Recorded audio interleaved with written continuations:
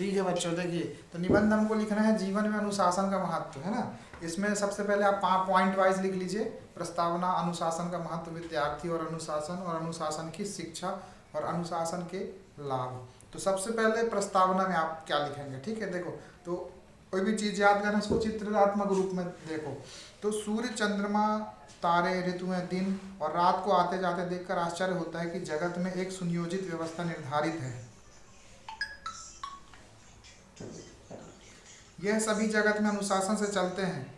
यही कारण है कि प्रकृति हमें अनुशासन में रहने की प्रेरणा देती है। तो आपको देखो सूरज देख लो, ये सूरज चमक रहा है, ठीक है, और ये चंदा मामा भी हैं आपके, और ऐसे बहुत सारे तारे भी बने हैं। तो ये सब अनुशासन में कैसे हैं कि जब दिन होता है, मतलब जब सूर्य निकलता है तब दिन होता है, जब रात होती तब चंदा मामा आते और तारे आते हैं। तो कहीं ना कहीं एक अनुशासन है कि सुनियोजित व्यवस्था में निर्धारित है कि रात में ऐसा नहीं होता कभी सूर्य रात में हो जाए और चंद्रमा जो है वो दिन में निकल आए, ठीक है। तो अनुशासन मतलब दो शब्द से मिलके बना, अनुधन शासन, ठीक है। अनुशासन का मतलब ये होता है कि किसी एक नियम के अधीन होकर काम करना, नियमों का पालन करना ही अनुशासन है। सामान्य नियमों का पालन करना ही अनुशासन कहलाता है। मतलब प्रस्तावना में आपको ये एक उदाहरण दे दीजिए कि सूर्य, चंद्रमा, तारे जो हैं सभी अनुशासन में बंधी, प्रकृति की हर वस्तु अनुशासन में बंधी है। इस तरह से वो ठीक तरह से उनका काम चल रहा है। इसी तरह से आप अनुशासन का प्रस्तावना में अर्थ बता सकते हैं। अनुशासन का मतलब ये होता है कि नियमों के अधीन रहते हुए कार्य करना। और चूंकि आपका विद्यार्थी जीवन में अनुशासन का बहुत महत्व है, ठीक है। अब दूसरे पॉइंट में आप आ सकते हैं। यहाँ पे आपको याद रहेगा कि क्या लिखना है, ठीक, ये और प्लस ये सब इसका महत्व है। ये दो चीज आप लिख दीजिए। एक उदाहरण दे दिया हमने, अनुधन शासन से मिलकर बना है और इसका मतलब क्या होता है अर्थ आपने वो बता दिया। अब अनुशासन का महत्व, अब दूसरा पॉइंट आपका आ गया। तो अनुशासन का महत्वपूर्ण योगदान है जीवन में। प्रकृति भी अनुशासन में बंध कर चलती, इसलिए उसके किसी भी क्रियाकलाप में कोई भी बाधा नहीं आती है। स्पष्ट है कि अनुशासन के द्वारा पूरा जीवन को सार्थक बनाया जा सकता है। अनुशासन से भटकने पर व्यक्ति निंदनीय हो जाता है, समाज में उसका कोई सम्मान नहीं रहता। अनुशासन के बिना उसका तन और मन दोनों दोषमय हो जाते हैं, ठीक है। तो अनुशासन का महत्व में आप क्या लिखोगे, जैसे कि जैसे यदि अनुशासन ना हो तो क्या हो। यदि प्रकृति में अनुशासन है तो उसके फायदे आप बता दीजिए कि फायदे जैसे आपका सारे कार्य जो है आपके होते रहेंगे, सारे कार्य अबाधित रूप से चलेंगे। अबाधित मतलब जिसमें कोई बाधा ना आए, रोज होवे, ठीक है। और अब इसके नुकसान बता दीजिए। यहाँ पर अनुशासन ना हो तो क्या होगा, इस वाले पॉइंट में नुकसान आप जैसे क्या लिख सकते हैं कि व्यक्ति जो है निंदनीय हो जाता है, अनुशासित ना रहे, ठीक है। जैसे क्लास चल रही है, कोई भी बच्चा हल्ला करने लगे या कुछ भी करने लगे तो फिर बोलेंगे यार अनुशासित नहीं है, इस तरह से उसकी निंदा हो जाएगी। दूसरा, समाज में उसका कोई स्थान भी नहीं रह जाएगा, ठीक है, यदि व्यक्ति भी करे कुछ भी अनुशासनहीनता करे तो। और अनुशासन के बिना तन और मन दोनों दोषमय हो जाते हैं, व्यक्ति निंदनीय बन जाता है। यह पॉइंट जो है लिख सकते हो। दूसरा पॉइंट लिख सकते हो कि दोष उत्पन्न हो जाते हैं, अनुशासनहीनता से दोष उत्पन्न होते हैं, ठीक है। तो ये आपका दूसरा पॉइंट भी हो गया।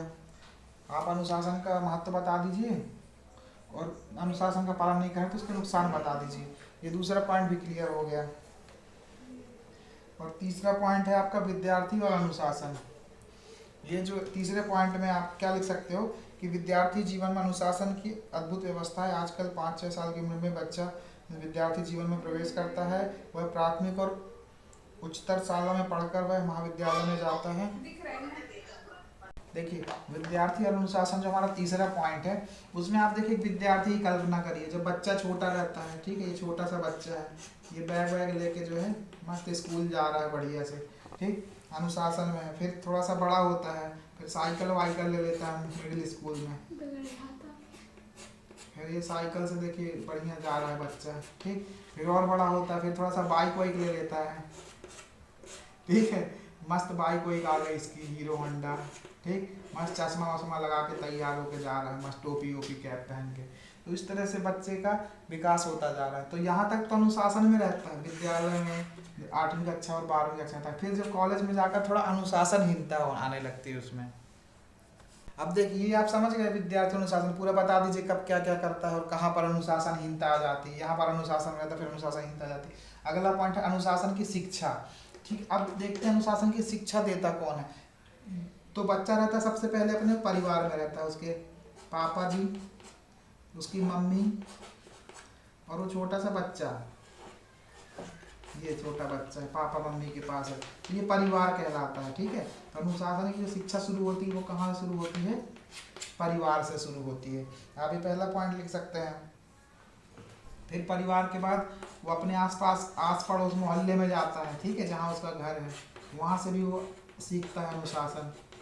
यदि उसके आस पड़ोस के लोग अच्छे हैं तो अच्छा बन जाएगा, और यदि थोड़े से अनुशासनहीन है तो वैसे ही बनता जाता है। फिर इसके बाद आस पड़ोस मतलब मोहल्ला हो गया, फिर समाज में जाता है। कुल मिला के परिवार से बड़ा आस पड़ोस मोहल्ला, फिर उससे बड़ा समाज होता है। वो समाज से भी सीखता है कि वो किस तरह के समाज में रहता है। ठीक है, आप ऐसा समझ सकते हो जैसे आप भारत में रहते हो तो भारत का जो है परंपराएं वो सीखोगे। यदि आप कहीं इजराइल में रहते हो तो वहाँ की परंपरा और उस समाज के हिसाब से अनुशासन सीखोगे। ठीक है, तो अनुशासन का पालन आंतरिक संयम तथा भय से होता है। अब ये होता क्यों अनुशासन का पालन, बच्चा पालन क्यों करता है, जैसे मम्मी बोलती स्कूल जाओ, वो मेन कारण होता है भय। एक होता है दूसरा, एक होता है भय और दूसरा होता है संयम, आंतरिक संयम। अब मान लीजिए कोई बच्चा है, उसके पापा जी मार के उठा रहे हैं उसको की, तो मार की वजह से सुबह उठता है।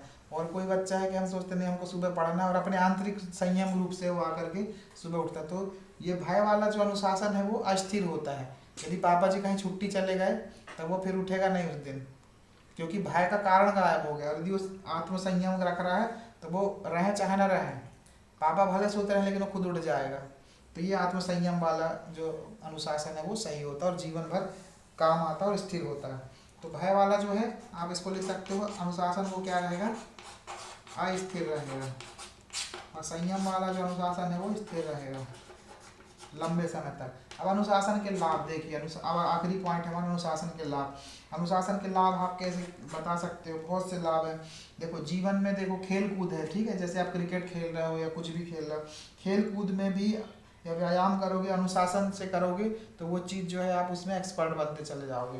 ठीक है, इसी तरह पढ़ाई भी करोगे, खेल कूद का क्षेत्र हो गया, वहाँ पर अनुशासन बहुत ज़रूरी है।